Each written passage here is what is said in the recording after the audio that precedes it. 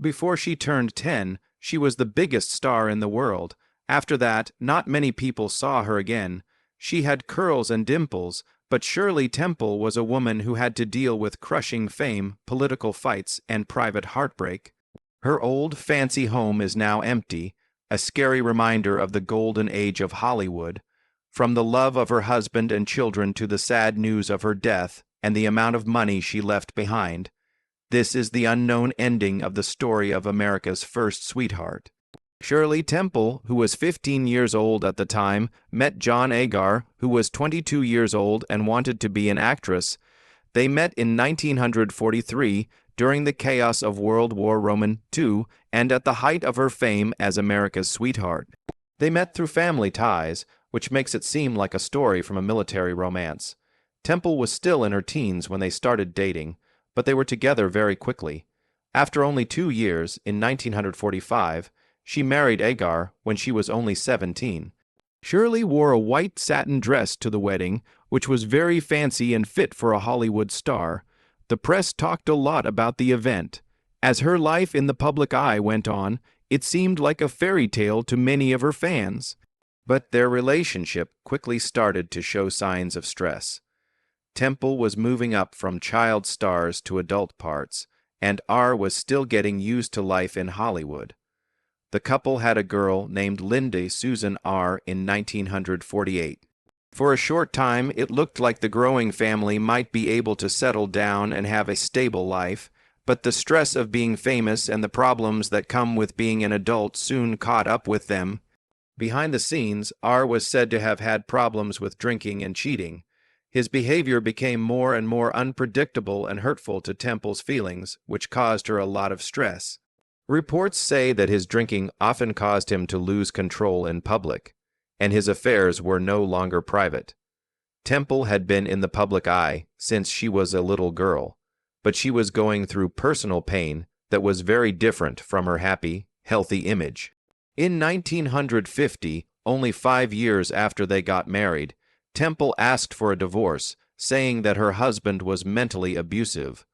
The court agreed with her, and she was given custody of their daughter.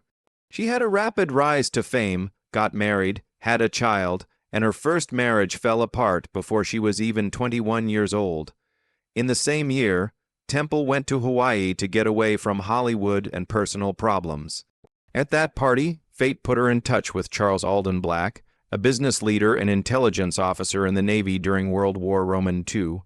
Black, unlike Agar, had no ties to the entertainment business and wasn't interested in fame, which was exactly what Temple needed. Their meeting changed her life in a way that gave her the security and close friendship she had been looking for. Shirley Temple and Charles Alden Black got married in December 1950. They were married for more than 50 years until Black's death on August 4, 2005. The couple had a deep, quiet love that was very different from the fame and glamour of Hollywood. Charles Alden Black Jr. was born in 1952, and Lori Black was born in 1954. They raised their 2 children together. While Charles Jr. mostly stayed out of the public eye, Lori took a more unusual road. In the 1980s and early 1990s, she became famous in the underground music scene as a bassist for the Melvins, an important sludge metal band, who went by the name Lorax. The fact that she was in a genre so different from her mother's work only showed how special and complex the Temple Black family is. In 1972, Shirley Temple Black was 44 years old when she got an illness that put her back in the national spotlight. This time, it's not as a child star or a minister, but as a person with breast cancer. The news came as a surprise. Temple had been a sign of health, hope, and strength for a long time, but she was really going through one of the hardest times of her life, even though she seemed calm in public. At that time, breast cancer was still a very shamed and mostly secret disease.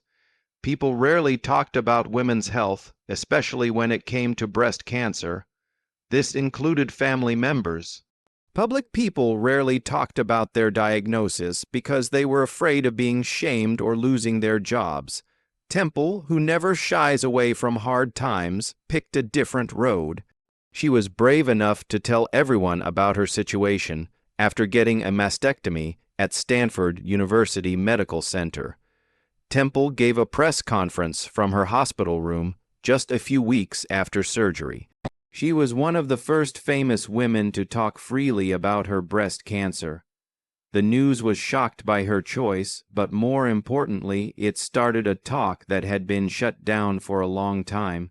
She later said, "The doctors told me that if I talked about it, it might help other people. I did that." It took courage for her to make that statement. By letting her fame shine a light on the truth about breast cancer, Temple broke a societal taboo and gave the disease a face. Women all over the country were inspired by how open she was to get early diagnosis, talk to their doctors, and tell their loved ones about their diagnosis, which was something many had been afraid to do. Temple also talked about how important it is to do study, find treatments, and help people who are fighting the disease. She didn't say those things out of self-pity. They were clear and strong. Then she talked about the process she had, why people need to be aware, and how the only thing to fear is fear itself. It was a message that millions of people really got. In the years that followed, Temple continued to support breast cancer research and lobbying in a way that was not public. Being one of the first people to raise knowledge about cancer became a big part of her legacy. At a time when being so open was almost unheard of, her choice helped change how people saw her. Doctors, reporters, and patients all said that she helped make talking about the disease less of a taboo subject, which had been the case before. The brave things she did also changed how famous people used their platforms. Before Temple's statement, it wasn't common for famous people to talk about their private health problems. After that, more women, both famous and not, looked up to her and felt stronger because of it. In the decades that followed, famous people like Betty Ford and later Olivia Newton-John would use the same kind of conviction to raise knowledge about cancer as Temple did. Shirley Temple Black lived for more than 30 years after being diagnosed, but what she did in 1972 will always be remembered. She lived to see breast cancer become a well-known and talked about problem. Campaigns to raise awareness, early screening programs, and support networks all became important tools in the fight against the disease. Her voice was important in many ways that led to these improvements. She was 85 years old when she died on February 10, 2014. She died quietly at her home in Woodside, California, where she had lived for a long time with her family and friends by her side. When people around the world heard she had died, they sent her honors. Not only to the golden, curled child who had made people happy during the Great Depression, but also to the woman whose life had been full of amazing strength, grace, and charm. The official death certificate for her was given on March 3, 2014, confirming that she had died from COPD, a disease that gets worse over time and affects breathing and the lungs.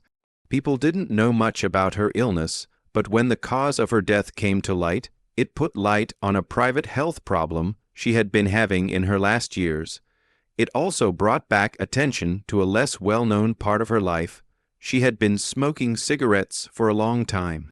Temple had been a regular smoker for most of her adult life. However, because she felt responsible as a public figure and role model, she made sure that fans and the media didn't know about her habit.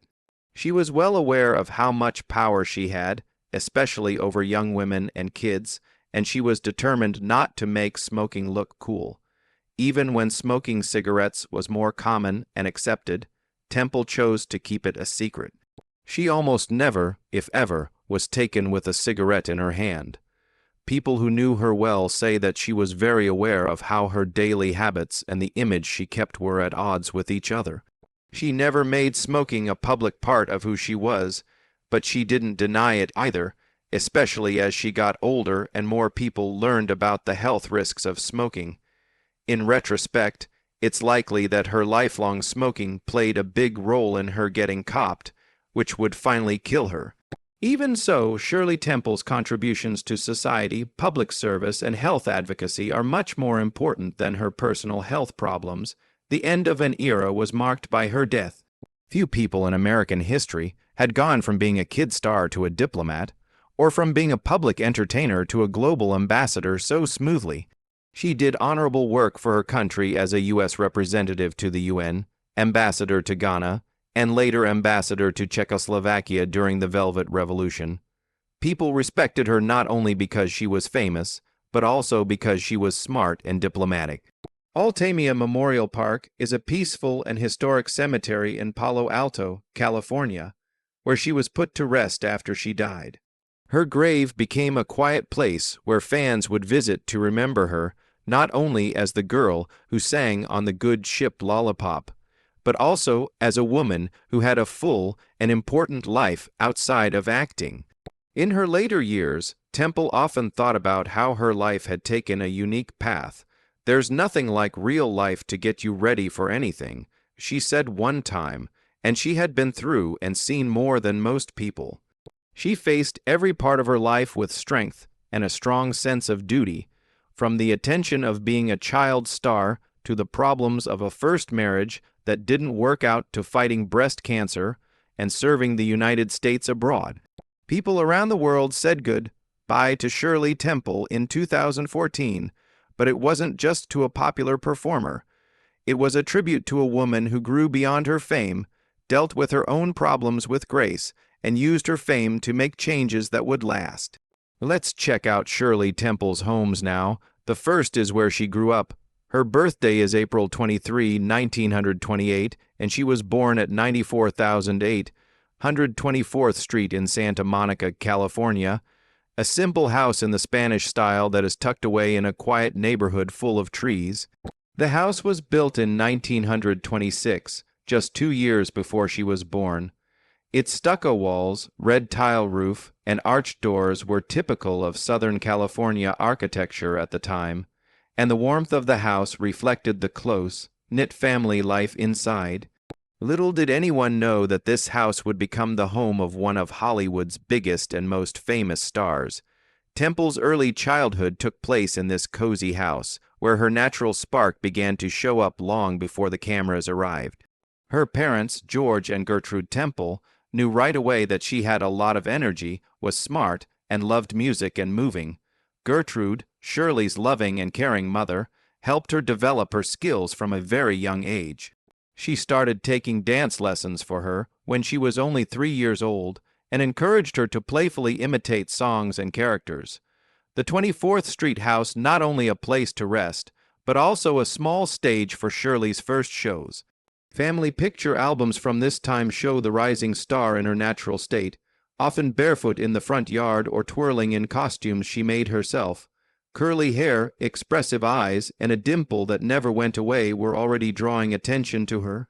Young Shirley had an irresistible charm that made people want to be around her, whether she was sitting on the front steps, playing with her brothers, or having people over in the small living room.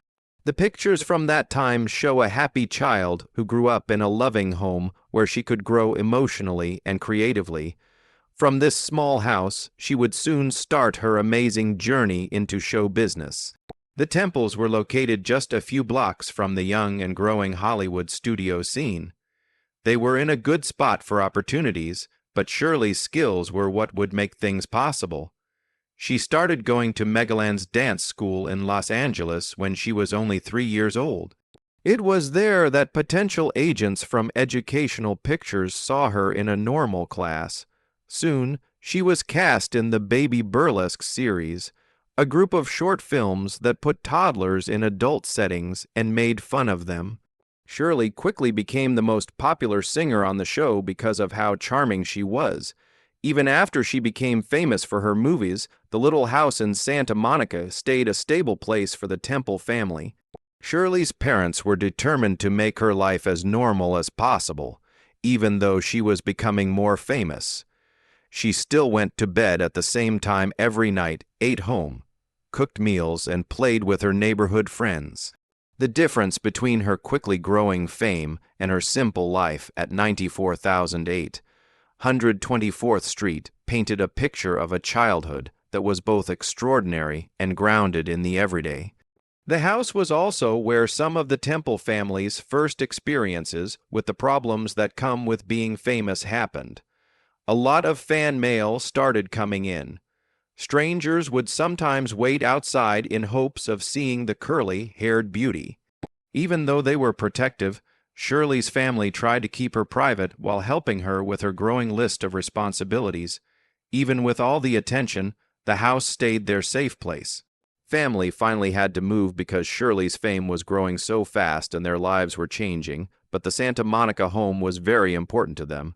Shirley danced, sang, and dreamed of being on movie screens for the first time in this house. Before going to work, her mother would brush her famous curls into ringlets every morning. This is also where she learned the songs that would soon be played in theaters across the country.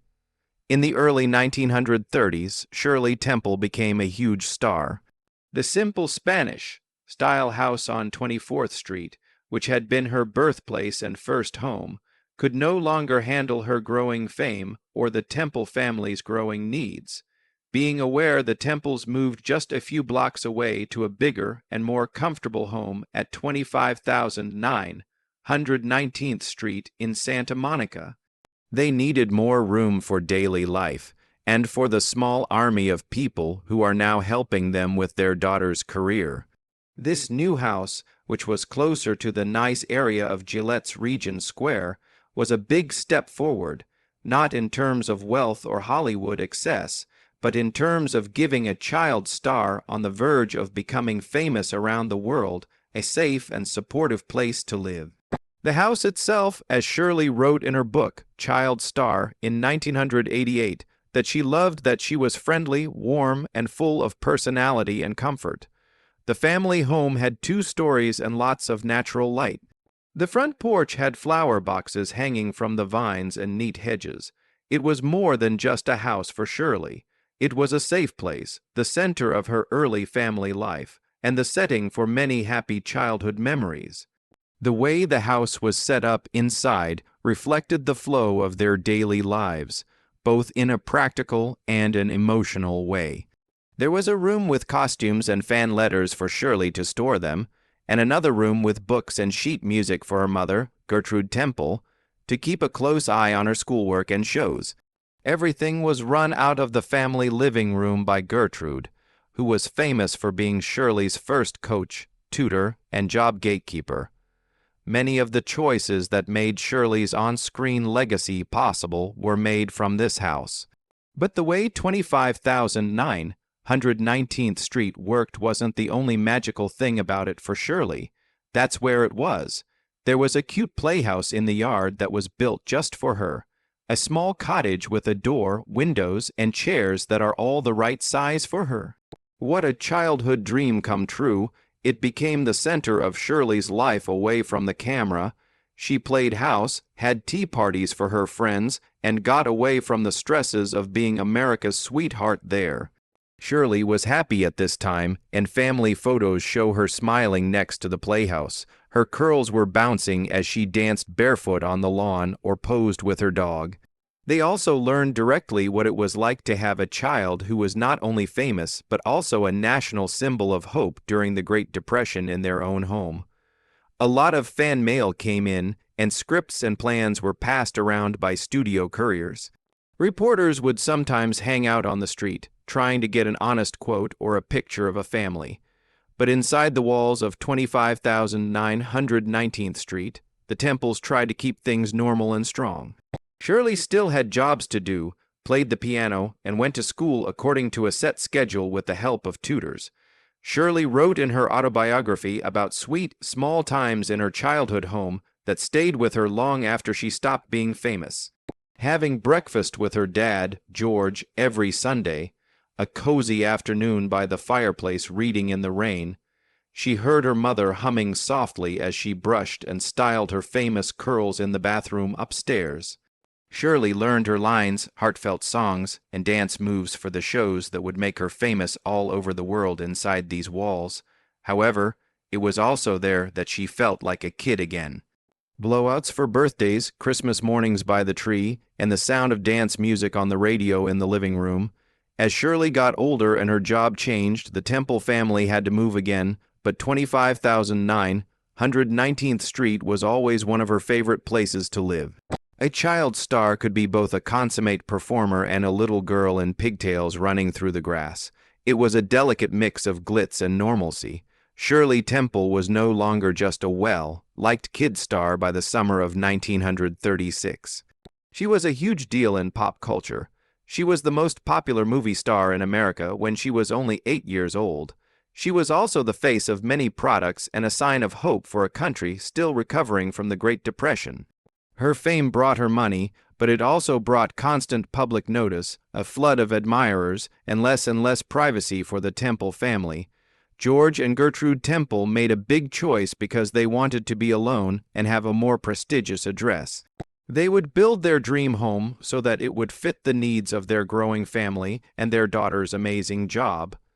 That summer, they had a custom French Normandy style house built at 227 Rockingham Avenue in Los Angeles's Brentwood Park, which is a leafy and wealthy neighborhood. Brentwood Park, with its quiet streets lined with trees and big estates, gave the Temples the privacy and status they were looking for. The house would not only be a place for the family to live, but also a refuge, a beautiful, large place to get away from the studio lights and cameras. The Temples hired famous architects John Byers and Ed Muir to make their ideas come to life. Both were known for creating stylish, livable homes in the Spanish and French Revival styles. At the time, it was very famous in Southern California. The end result was a 5,000 square foot French Normandy style house with steeply pitched roofs, decorative half timbering, and rounded turrets that was a work of art. The house had both fairy tale-like charm and modern comfort, just like Shirley, who was both a normal little girl and a national prize. The estate was on a beautiful 3-acre lot with wide lawns, winding garden paths, and big trees that naturally offered shade and privacy. The beautiful spiral staircase was one of the best things about the house. It quickly became a favorite feature of both family and friends. With big windows, cozy nooks, and fancy but understated decor, the rooms were carefully designed to be both elegant and cozy. But the parts of the land that were made just for Shirley might have been the most beautiful. In the backyard, she had her own playhouse, a small but beautifully detailed cottage that was fully furnished and just the right size for a kid. Family had started the playhouse tradition at their 19th Street home, but this one was better for a growing fantasy.